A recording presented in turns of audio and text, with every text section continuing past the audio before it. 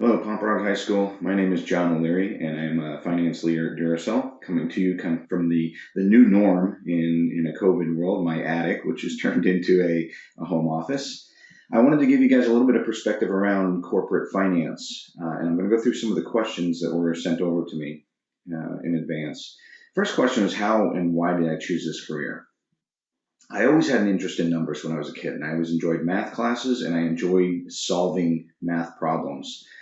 My undergrad, I majored in finance, and then I went on to specify or a little bit more specific in corporate finance for my MBA concentration. I graduated from the Ohio State University, and then was hired on to P&G, Procter Gamble, out of Cincinnati. My first couple of years, actually my first 10 years, I moved around quite a bit. I moved 6 times in 10 years. And then towards the end of my career in Duracell, which was one of P&G's brands at the time, I settled down a little bit more. So I've been here with Duracell for the last 12 years. What's a typical day in my work life like? My current role is I'm in what's called global technical organization, which includes the product supply organization, so supply chain, making sure we get our products out to the market, as well as upstream, research and development, and doing financial analysis on new initiatives. It's heavily focused on cost efficient supply. I would say in general, I'm regularly analyzing which plants across the globe that we want to source batteries from. So we manufacture in 3 different regions. We manufacture in North America, in Asia, and in Europe. And depending on the tariff situation or the foreign exchange situation or the material sourcing situation, we might change our sourcing of products. So, for example, when the tariffs came on from the Trump administration a couple of years back, we reduced our reliance on Asian product because it was tariffed at 25% and made it more expensive than some of our other sourcing. I would also analyze whether we should source input components from a third party or whether we make it internally. So, for example, on cans, that a battery has a can. It's one of its components. One of our projects is insourcing the cans and actually making the cans ourselves. So we would just get steel rolls in, and we actually have machines that stamp out the cans as opposed to buying the cans from a third party. And then as well, from an upstream standpoint, what the new initiatives are going to be like. So we're analyzing the cost of those initiatives so we can determine how to price them.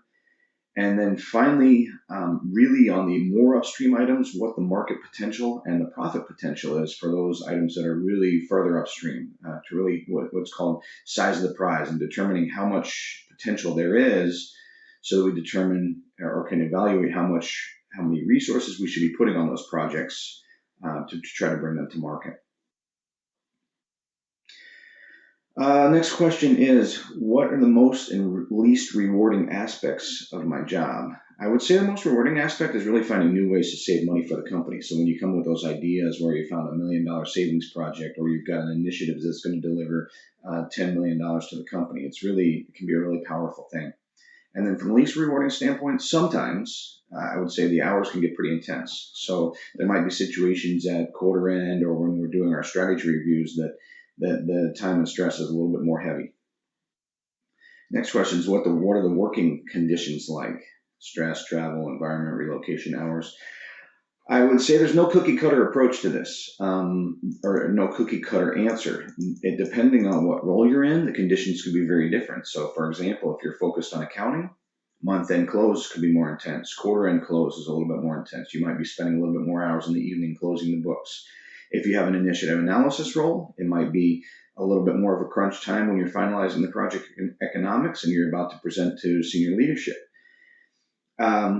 I would say in general, my day starts around 7 or 8 in the morning, and in general, it could end anywhere between 5 and 6 p.m., but it also flexes quite a bit because I have Asian counterparts. So sometimes I'll have meetings with our Asian plant at 7 in the morning, 6 in the morning sometimes, or sometimes I'll have it in the evenings at 9 p.m. because that would then be 9 a.m. Asia time, so during their normal working hours. Regarding travel, there's also this is something you can dictate. So depending on the role, if you're in internal audit, for example, you might be traveling 50% or more of the time, where these audits will happen every other week, and you might be going to one of our subsidiaries in the commercial organization, where you're going to Walmart's our Walmart office in Arkansas and doing an audit on that group, or you might be going to one of the plants to do an audit. But in general, it's a lot of travel. For my current role, had been traveling about 25% of the time before COVID really put a stop on a lot of the travel, and we've really reassessed during this time how much travel needs to happen. So I would say it's kind of made us realize that there's some travel is not really essential, that we can start putting that away and not doing it in the future, because it's also a cost savings by not having so much travel.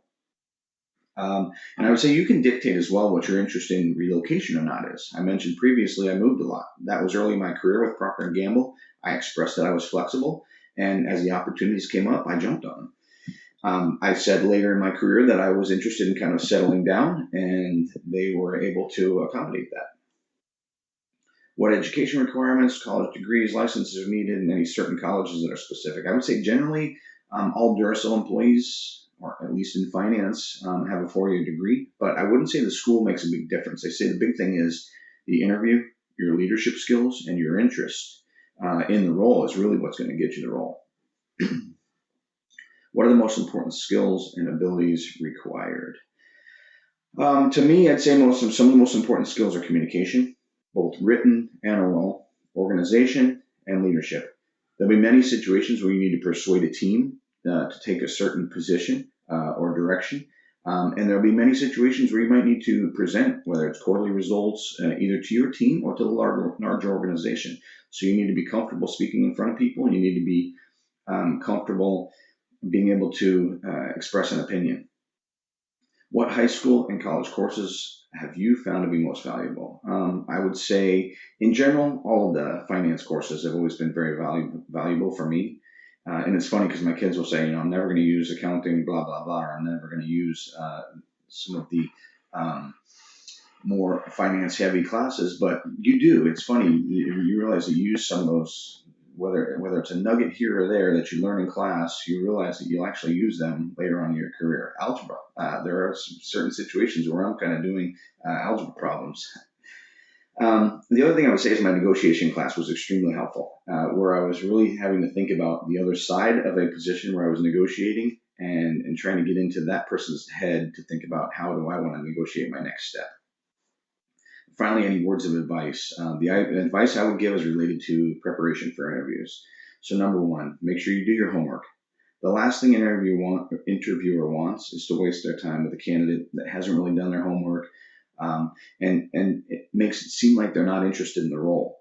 Know everything you can about the company, about the interviewers, about the industry, and take advantage of any hooks that you might find out there that will give you a little in. So if you find out that one of the interviewers, for example, went to the same school as you or grew up in the same town as you or anything like that, bring that up. Making that personal connection with the interviewers could be the tiebreaker, and you really want to make sure that you're come off as very personable for the interviewer.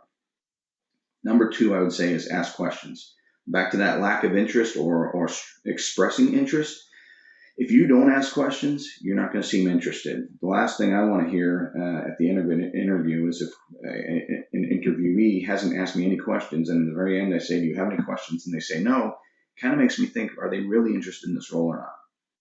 Number three, keep your social media image clean. I know there's a lot of intent to have fun and post out things out there on social media, but you better believe that interviewers are going to do their background checks on you as well. And depending on what they see online, they could deem you risky. So just make sure you keep things clean. And then number four, be yourself, be genuine, be transparent.